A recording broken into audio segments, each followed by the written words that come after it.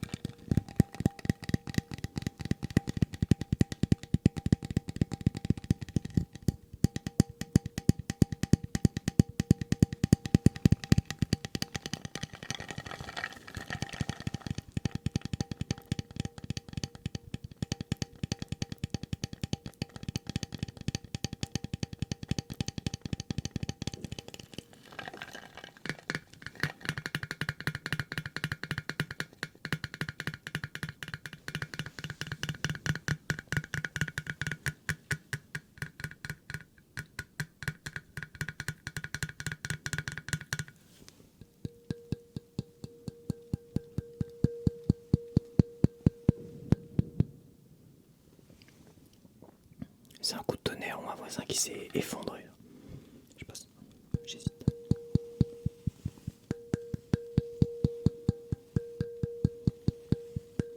Comme il n'y a pas d'orage dehors.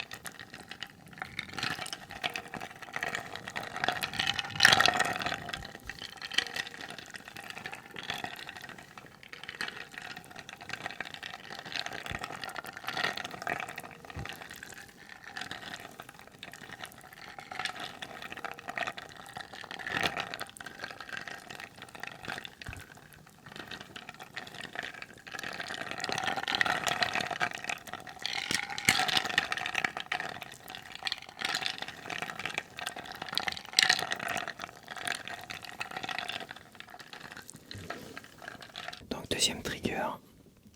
Ça c'est un truc. Comment dire, je n'ai jamais réussi à le faire. J'avais testé, j'avais un voisin qui l'avait et j'avais jamais réussi à finir une face. Et j'ai acheté là récemment. Et je me suis confronté à ça pendant plusieurs jours. Je me dis mais j'y arrive pas quoi. J'y arrive pas. Et hier, j'ai fait 6 faces. 6 faces différentes, quasiment d'affilée. J'en ai fait une, hop, j'en ai refait une autre, une autre, une autre, une autre. Comme si j'avais compris le truc. Comme si j'avais compris comment ça fonctionnait.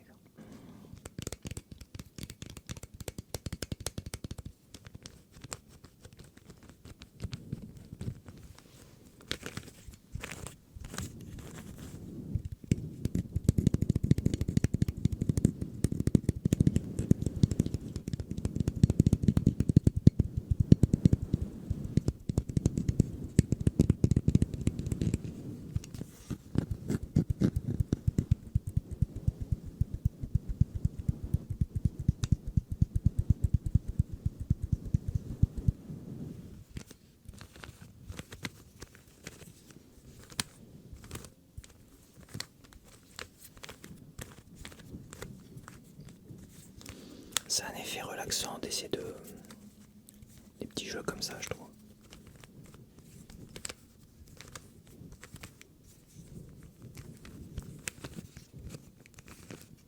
Des fois quand je mets la télé là, il y avait les informations, donc j'ai regardé un peu les informations tout en faisant ça à côté quoi.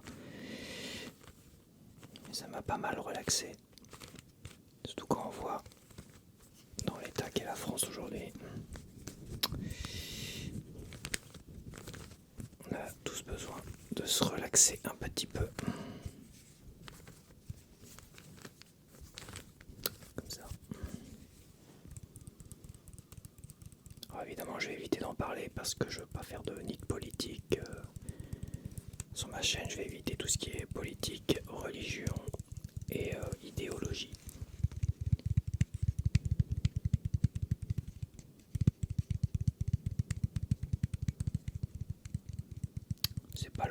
C'est pas l'endroit pour ça de toute manière.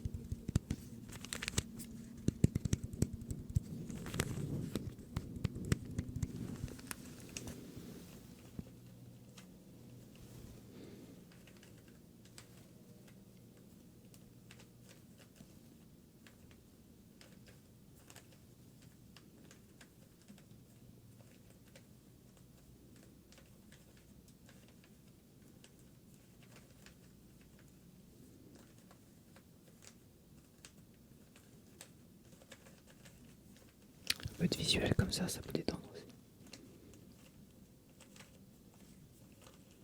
J'estime ce qui est visuel, tout ce qui est près de la caméra finalement. Comme ça.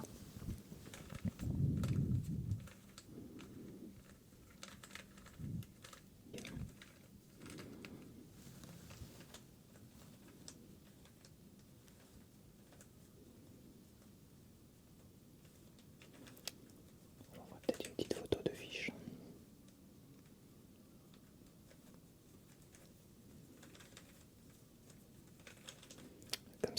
Comme ça il est bien mélangé.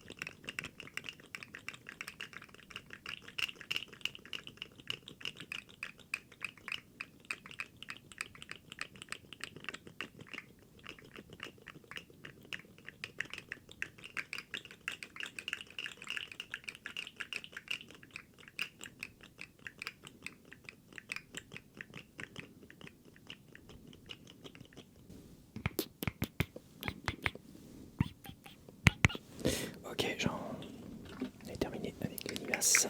J'ai acheté un gros pavé. Un gros pavé là récemment. Donc j'ai découvert un petit peu ce que j'ai quand même commencé à lire un nouvel auteur que je connaissais un petit peu de nom. Et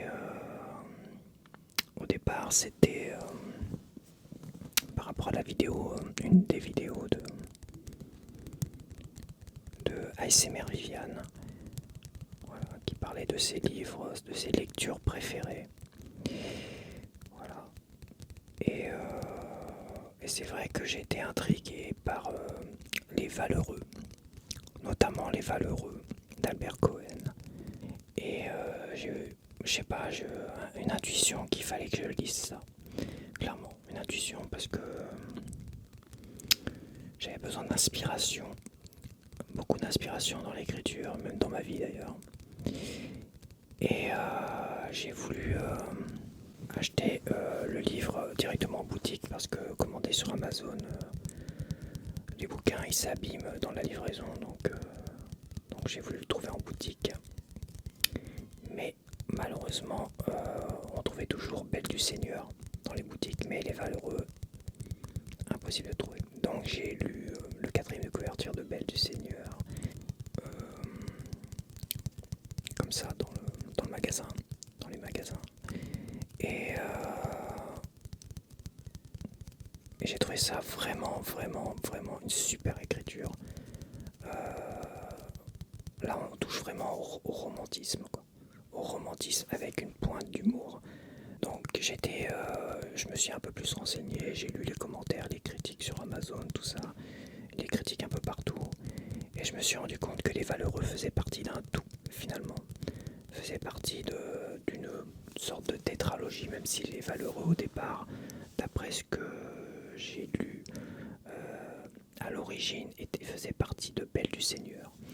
Et que Gallimard a voulu quand même réduire un peu Belle du Seigneur au niveau du nombre de pages et de mots. Là, j'ai plein d'explications, de présentations, d'introductions.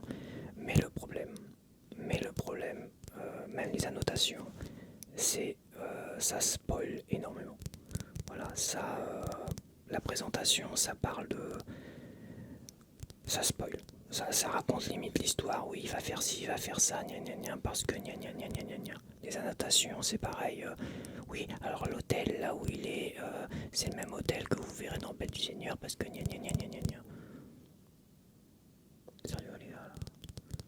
Je veux dire, si c'est mettre des annotations ou des présentations avant la lecture, pour nous expliquer ce qui va se passer, et qu'on va revoir des trucs comme ça, vaut mieux éviter, quoi. Parce qu'à la rigueur, la notation, vous la mettez au dernier roman dans Belle du Seigneur. Vous voyez l'hôtel là, machin, où il est, en gros, bah, c'était celui où il a fait ci, gna gna gna, dans Solal, le premier épisode, enfin le premier roman. Donc voilà, ça c'est un truc que je comprends pas, mais c'est un truc qui, c'est vrai, qui a tendance à m'agacer. Donc la présentation, je l'ai pas lu. La biographie, il y a une belle biographie avec des photos et tout ça d'Albert Cohen, de sa vie, tout ça, des documents que j'ai survolé comme ça rapidement, avec des dates et tout, enfin un truc qui a l'air très bien fait, ça je n'en doute pas une seconde. Par contre j'ai évité de le lire, je le lirai après coup. Les annotations, alors je lis seulement les annotations qui parlent de religion et tout ça, parce que ça reste quand même très religieux. Et ça reste intéressant. Voilà, quand on ne connaît pas la religion en question, ça reste très intéressant. Après, quand les annotations commencent à dire oui, alors l'hôtel machin, c'est le même que dans Belle du Seigneur, que j'ai pas encore lu, et donc c'est pas grave, je lirai tout ça. La présentation générale de début, je la lirai à la fin. Les présentations de chaque roman, je les lirai à la fin de tous les romans. Et la biographie, je la lirai à la fin, comme ça je pourrais me dire ah oui, effectivement, il a écrit ça à tel moment dans sa vie, tatati, ah oui, c'est bien. Donc voilà, c'est comme ça qu'il faut procéder. C'est pour ça que je me dis qu'à un moment donné, tout ce qui est présentation, alors faut pas les appeler présentation, parce que présentation, ça se met en avant, mais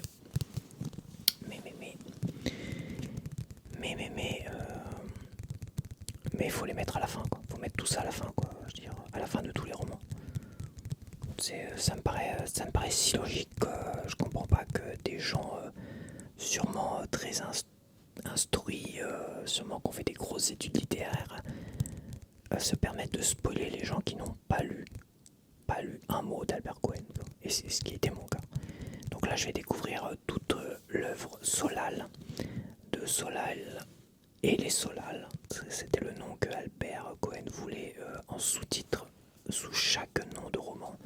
Voilà, donc épisode 1, épisode 2, épisode 3. Évidemment, Gallimard n'a pas voulu, pour une raison que je comprends tout à fait, parce que les gens sont... Voilà, les gens n'achètent pas des romans, ont du mal à acheter des tomes 2, des tomes 3. S'ils n'ont pas lu le tome 1, bah, ça les rebute un peu. Voilà, ce qui fait que beaucoup, finalement, ont connu cette saga, entre parenthèses, j'aime pas ce terme, peut-être pour cette œuvre complète, on va dire, à travers les Valeureux, à travers Belle du Seigneur et tout ça, donc un peu dans le désordre. Donc je ne sais pas, j'ai commencé à lire Solal, donc je ne sais pas si ça peut se lire indépendamment des uns des autres. Je pense que oui, parce que ça a très bien fonctionné comme ça.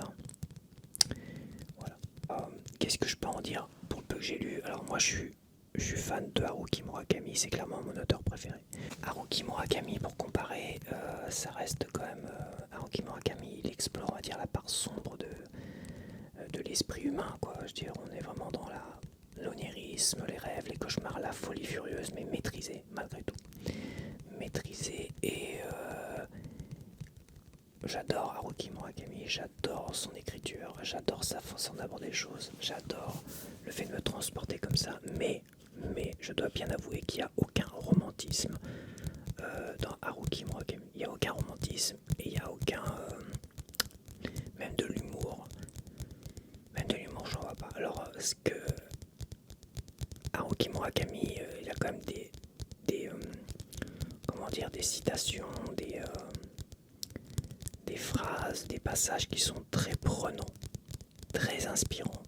Je l'aime pas pour rien non plus. Je crois que cet auteur m'a donné vraiment envie d'écrire, moi. Donc, c'est pas rien. Mais ce qui me manquait vraiment chez lui, c'était vraiment ce que Albert Cohen finalement propose. C'est-à-dire vraiment le côté romantisme. Et avec cette petite pointe d'humour. Alors évidemment, c'est pas de l'humour à... Vous n'allez pas être mort de rire non plus. Mais c'est un humour très très fin, très très très intéressant. Et il y a un côté un petit peu quand même foufou, je trouve, foufou dans ces personnages. Un petit côté un peu, comment dire, pas fantastique, mais un peu hors norme de ces personnages, qui le place un peu aussi comme Haruki Murakami, où lui aussi il écrit finalement avec des personnages qui sont hors normes, un peu plus fantastiques du côté de Murakami, mais voilà.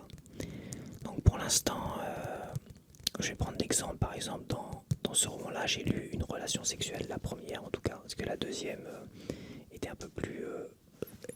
était pas crue, mais un peu drôle, mais la première, elle est écrite finalement tout en métaphore. C'était très joli à lire, c'était très fluide, très compréhensible. Je me suis pas posé pour dire « Ah, qu'est-ce qu'il a voulu dire là, machin ?» Non, c'est vraiment très très fluide, très très beau. Là où Murakami va être très franc, très direct, et finalement très cru. J'aime beaucoup pour l'instant et je pense que niveau inspiration, Albert Cohen va m'apporter ce qui me manquait par rapport à Haruki Murakami. Voilà, au niveau de l'écriture. Alors certes, aujourd'hui aujourd'hui on nous impose une façon d'écrire, une syntaxe même.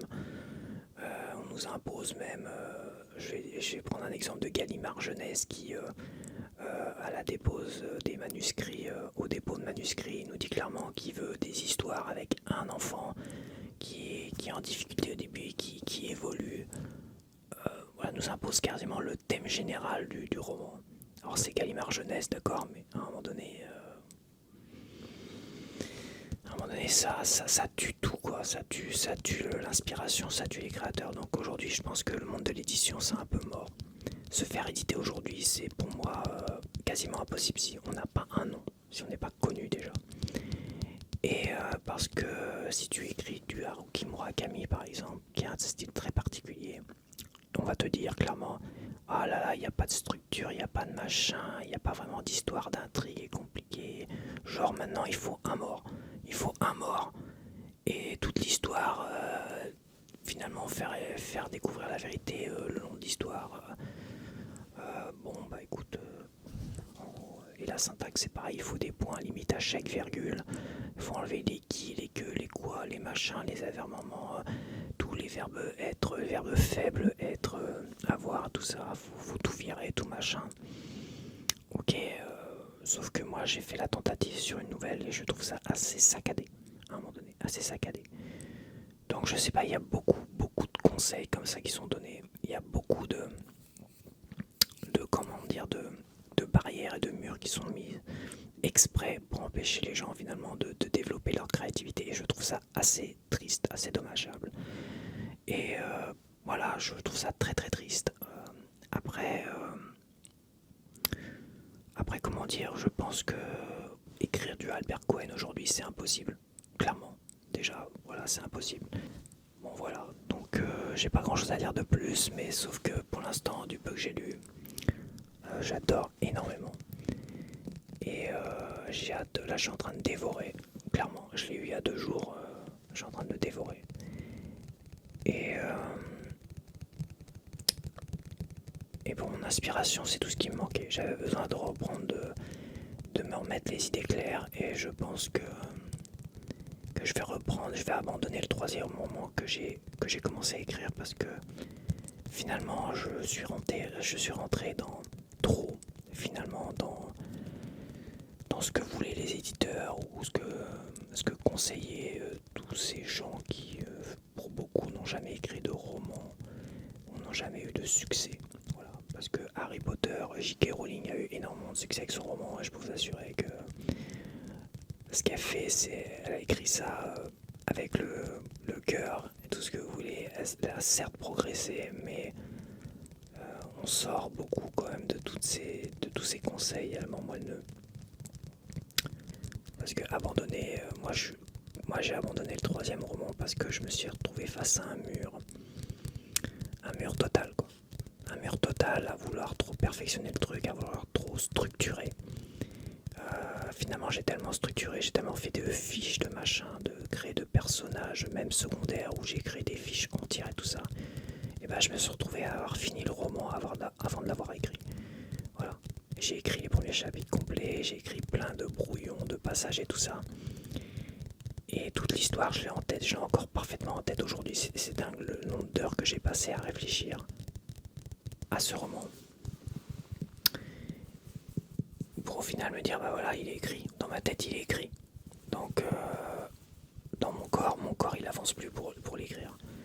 Donc ce roman est resté en suspens et il restera seulement dans ma tête, à part ce qui a déjà été écrit entièrement, c'est-à-dire les premiers chapitres. Il restera dans ma tête et aujourd'hui, en lisant Albert Cohen, je me rends compte que j'ai ce qui me manquait pour écrire et je sais quoi écrire exactement et comment l'écrire. Voilà. Mais toujours à la Haruki Murakami, c'est dire dans l'improvisation. Dans l'improvisation, sans structure particulière, je développe une histoire à partir d'idées. Et je crée mes personnages, aussi farfelus soient-ils, parce que j'aime les personnages farfelus, ce que j'ai fait dans mon deuxième roman. Et voilà, donc on va voir, je vais finir de lire ça, et après je vais me mettre au travail, retourner au travail, abandonner ce troisième roman qui a une histoire très sympathique. C'est de la science-fiction, c'est dans le futur, de l'anticipation. Grosse science-fiction et tout ça, j'ai créé même des technologies qui n'existent pas aujourd'hui, qui sont très effrayantes. Si un gouvernement aujourd'hui tombait sur mes écrits, sur cette technologie que j'ai écrit dans le deuxième chapitre d'ailleurs, que j'ai développé un petit peu dans le deuxième chapitre, un petit peu seulement. Ces technologies-là, si un gouvernement aujourd'hui, une dictature aujourd'hui, ou même un gouvernement tombait sur cet écrit-là, je suis sûr qu'il mettrait en place cette technologie. Cette technologie est très effrayante, très très effrayante, et elle permet de soumettre un peuple tout entier à un gouvernement. Et c'est pour ça que je suis assez fier de moi, parce que j'ai créé une technologie qui est quand même très effrayante, mais qui est très intelligente, quoi. C'était comme très réfléchi. Et de savoir que ça pourrait tomber dans de mauvaises mains un jour, ça fait très très peur. Parce que voilà. Donc, peut-être que j'exagère un peu, c'est ça aussi, d'être romancier, c'est d'exagérer un peu. Donc, mais peut-être que j'en parlerai, peut-être que je la remettrai, peut-être, je sais pas. Je suis quand même triste de ne pas avoir fini d'écrire ce roman, mais je suis bloqué dans ce roman. C'est à un moment donné, c'est pas les idées qui manquent, hein, parce que j'ai le roman en tête, mais pour moi, il est écrit dans ma tête et je n'avance pas.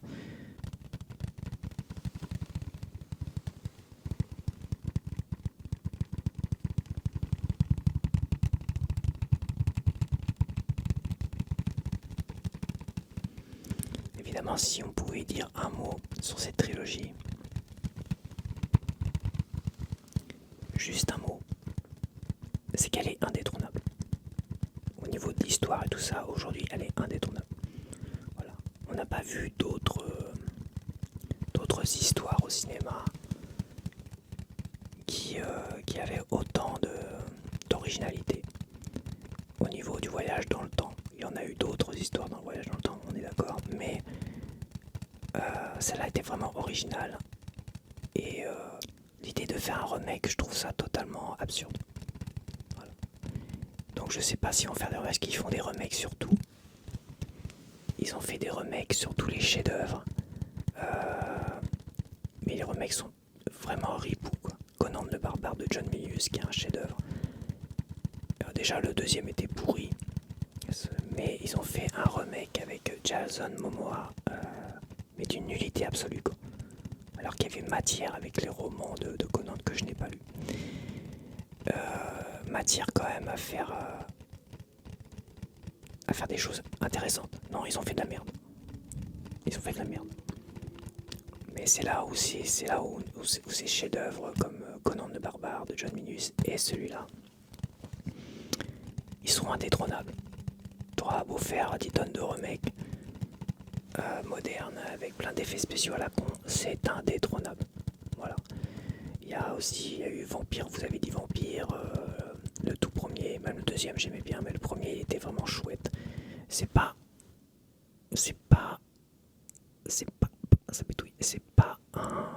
un film d'horreur qui fait très très peur, mais c'est pas un film comique non plus.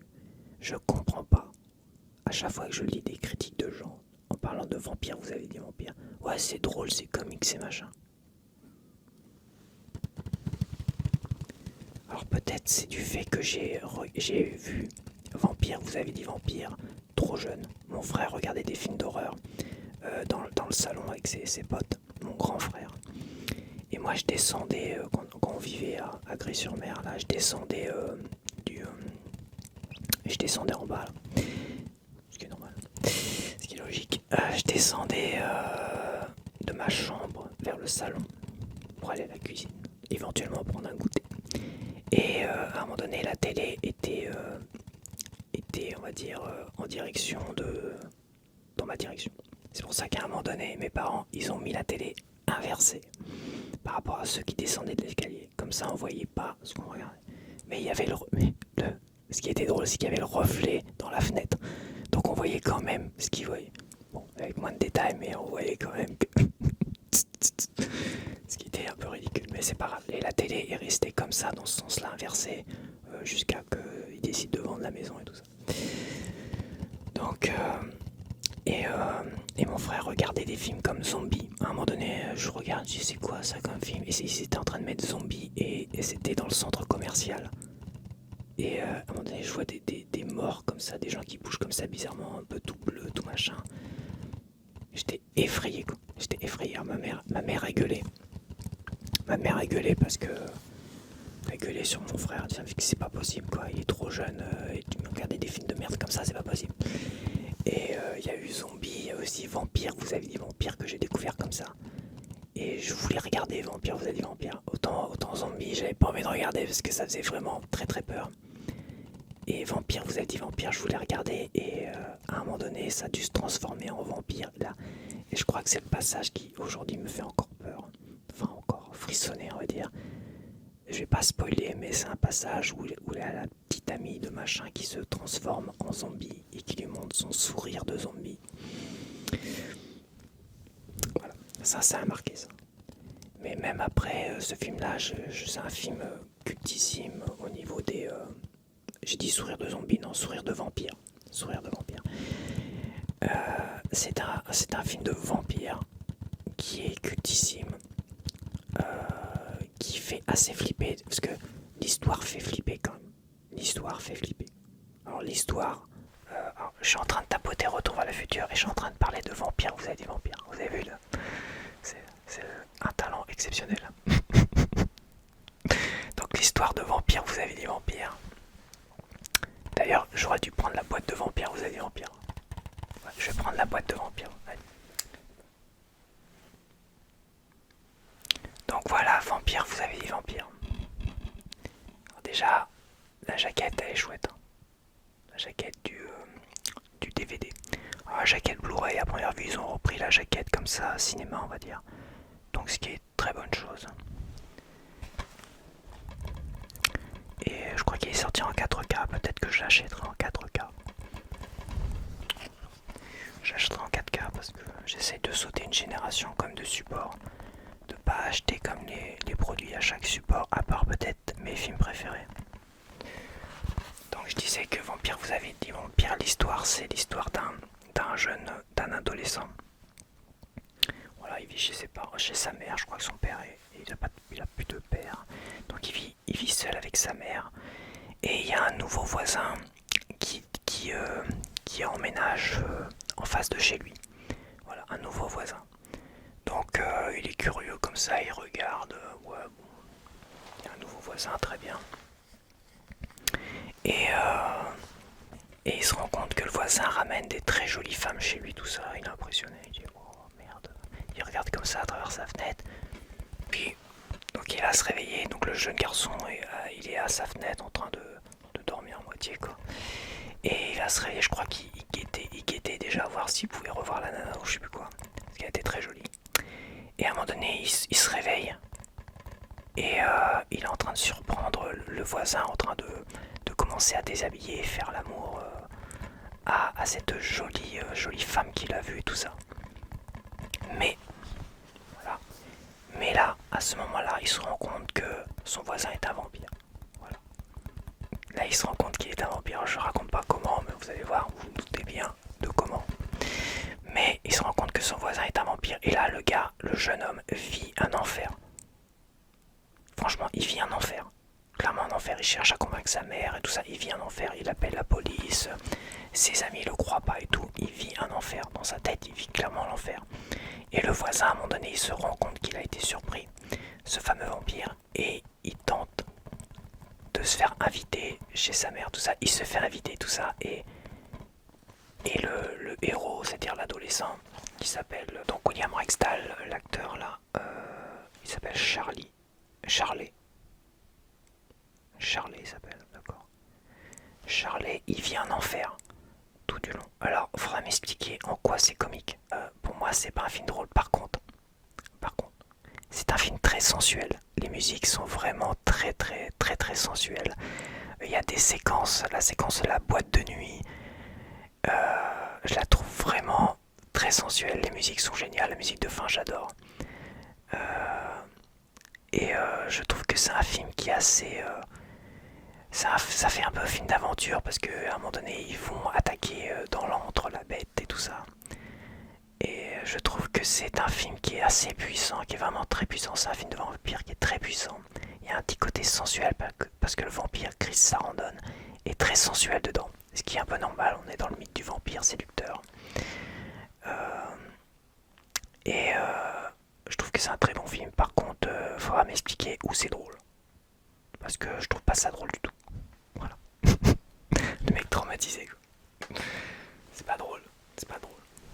Avec des vampires c'est pas drôle. Quand vous aurez des vampires en face de chez vous qui essaieront de vous mettre la misère, à mon avis vous rigolerez moins.